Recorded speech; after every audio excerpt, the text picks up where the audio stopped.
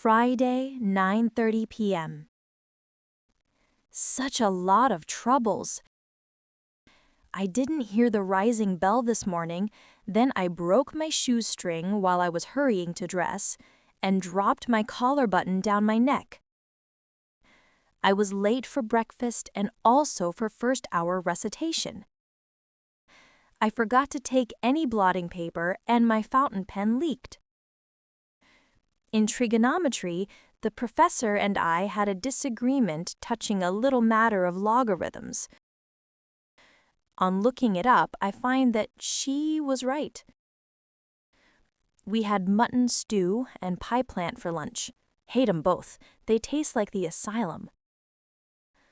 Nothing but bills in my mail, though I must say that I never do get anything else. My family are not the kind that write. In English class this afternoon, we had an unexpected written lesson. This was it. I asked no other thing. No other was denied. I offered being for it. The mighty merchant smiled. Brazil? He twirled a button without a glance my way. But, madam, is there nothing else that we can show today? That is a poem. I don't know who wrote it or what it means. It was simply printed out on the blackboard when we arrived, and we were ordered to comment upon it. When I read the first verse, I thought I had an idea. The mighty merchant was a divinity who distributes blessings in return for virtuous deeds. But when I got to the second verse and found him twirling a button, it seemed a blasphemous supposition, and I hastily changed my mind. The rest of the class was in the same predicament, and there we sat for 3/4 of an hour with blank paper and equally blank minds. Getting an education is an awfully wearing process. But this didn't end the day. There's worse to come. It rained, so we couldn't play golf but had to go to gymnasium instead. The girl next to me banged my elbow with an Indian club. I got home to find that the box with my new blue spring dress had come, and the skirt was so tight that I couldn't sit down. Friday is sweeping day, and the maid had mixed all the papers on my desk. We had tombstone for dessert, milk and gelatin flavored with vanilla. We were kept in chapel 20 minutes later than usual to listen to a speech about womanly women. And then, just as I was settling down with a sigh of well-earned relief to The Portrait of a Lady, a girl named Ackerley, a dough-faced, deadly, unintermittently stupid girl who sits next to me in Latin because her name begins with A. I wish Mrs. Lippett had named me Zabriskie. Came to ask if Monday's lesson commenced at paragraph 69 or 70 and stayed 1 hour. She is just gone.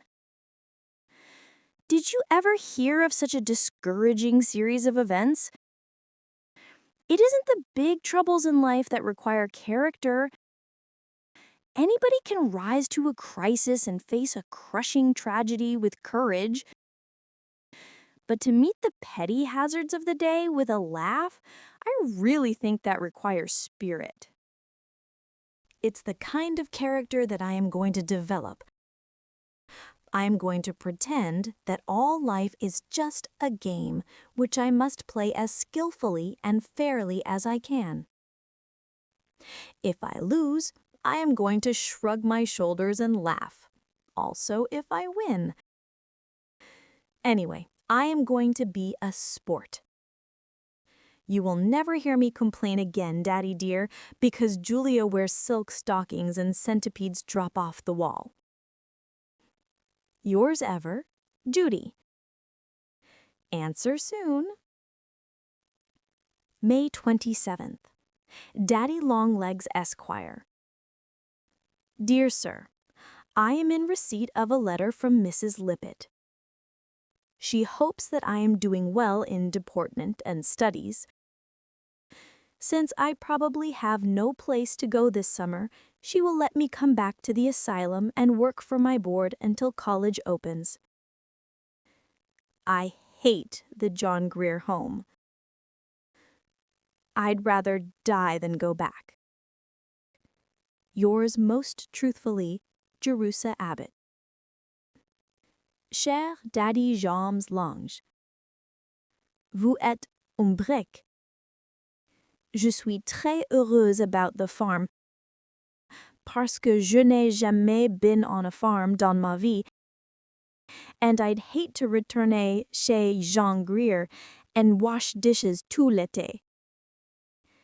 There would be danger of quelque chose affreux happening, parce que j'ai perdu ma humilité d'autrefois, and j'ai peur that I would just break out quelque jour and smash every cup and saucer dans la maison. Pardon, brièveté et paper. Je ne peux pas send mes nouvelles parce que je suis dans French class. And j'ai peur que monsieur le professeur is going to call on me tout de suite. He did. Au revoir.